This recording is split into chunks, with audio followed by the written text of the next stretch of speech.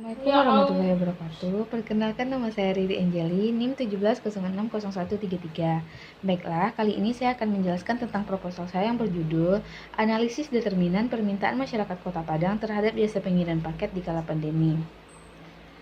Bab 1, Pendahuluan. Latar belakang. Pola hidup masyarakat yang semakin modern menyebabkan kebutuhan akan jasa pengiriman barang semakin meningkat. Tingginya kebutuhan masyarakat akan jasa pengiriman barang membuat pelaku bisnis melebarkan sayap di bidang jasa pengiriman barang. Saat ini, banyak jasa pengiriman barang yang dapat diakses dengan mudah oleh calon konsumen. Konsumen sekarang memulai menuntut akan adanya kualitas yang semakin baik dan harga yang rendah. Ini merupakan tantangan yang harus dihadapi para pelaku bisnis untuk mewujudkan kepuasan konsumen. Pada grafik 1 dapat kita lihat bahwa perusahaan JNE selalu menempati posisi pertama dalam penguasaan pasar. Kedua disusul oleh perusahaan JNT, ketiga perusahaan Tiki, dan keempat perusahaan POS. Perusahaan POS sendiri merupakan perusahaan yang sudah berdiri lama dibanding perusahaan pengirim jasa yang lainnya.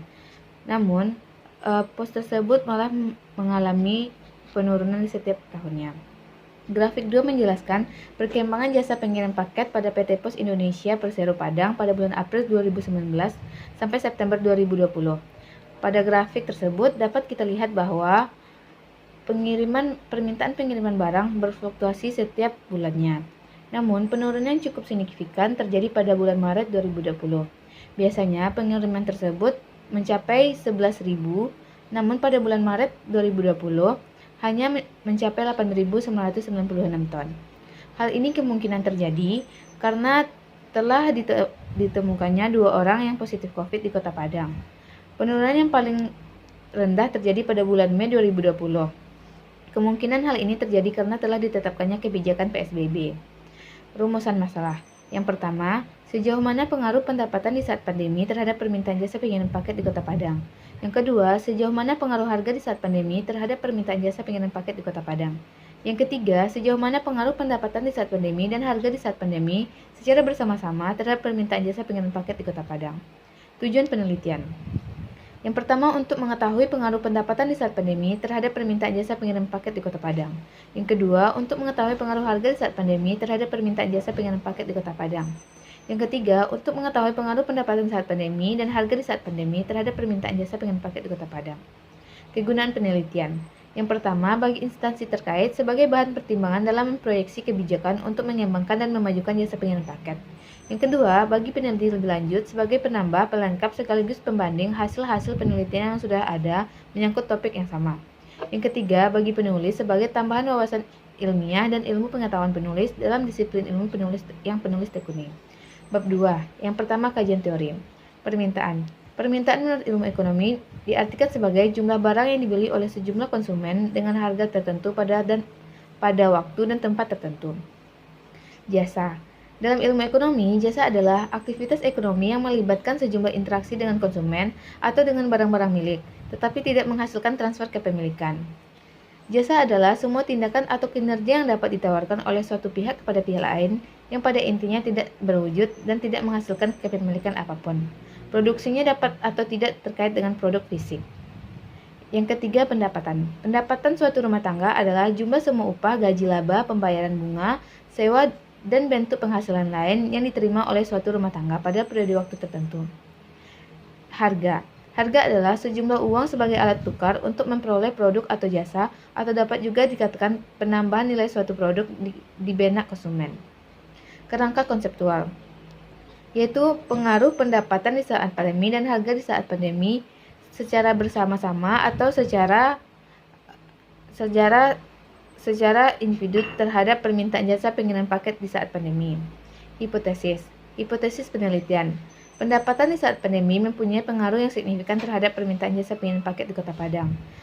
Kedua, harga di saat pandemi mempunyai pengaruh yang signifikan terhadap permintaan jasa pengiriman paket di Kota Padang.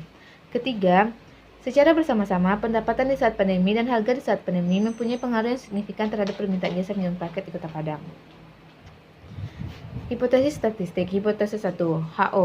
Tidak terdapat pengaruh yang signifikan antara pendapatan di saat pandemi terhadap permintaan jasa pengiriman paket di Kota Padang. HA. Terdapat pengaruh yang signifikan antara pendapatan di saat pandemi terhadap permintaan jasa pengiriman paket di Kota Padang.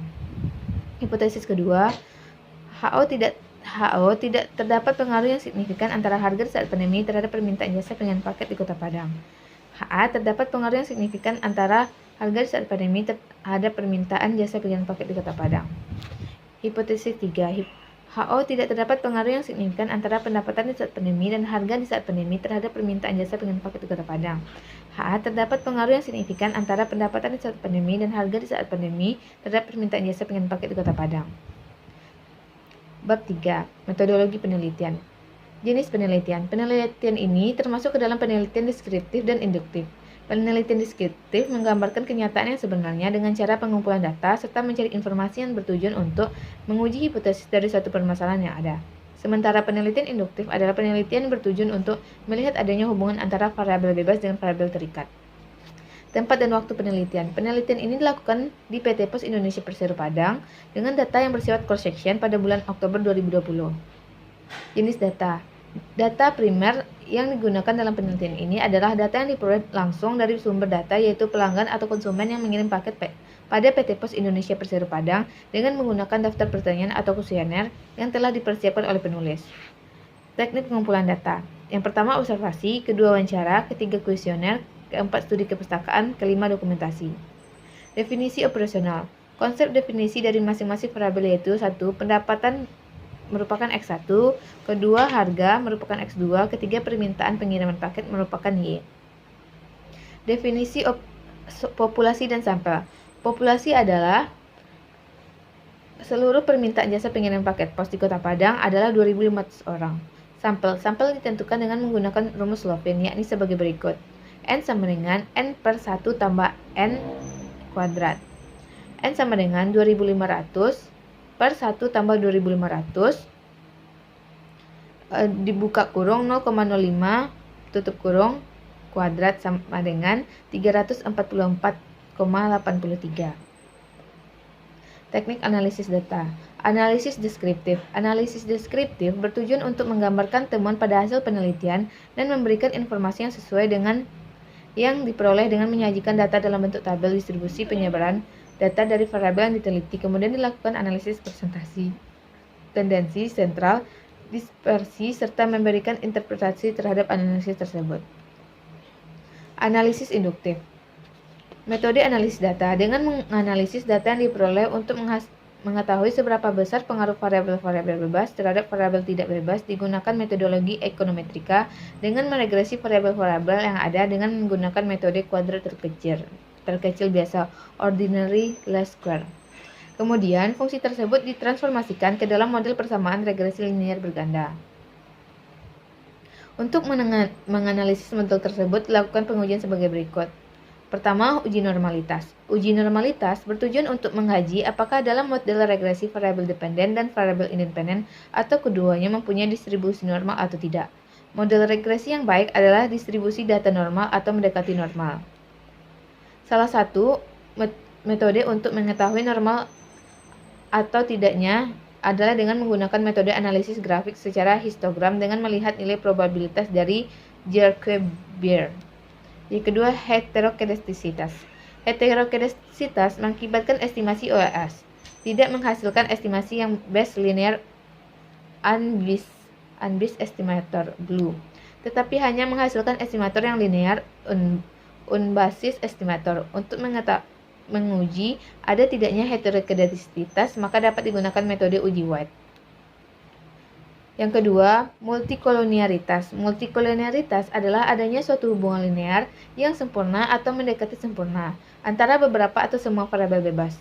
Untuk menguji asumsi multikoloniaritas dapat digunakan uji correlation matrix. Uji F-statistik. Pengujian ini bertujuan untuk melihat pengaruh variabel bebas secara bersama-sama terhadap variabel terikat atau menguji hipotesis mayor. Pengujian ini dilakukan dengan membandingkan nilai F hitung dengan F tabel.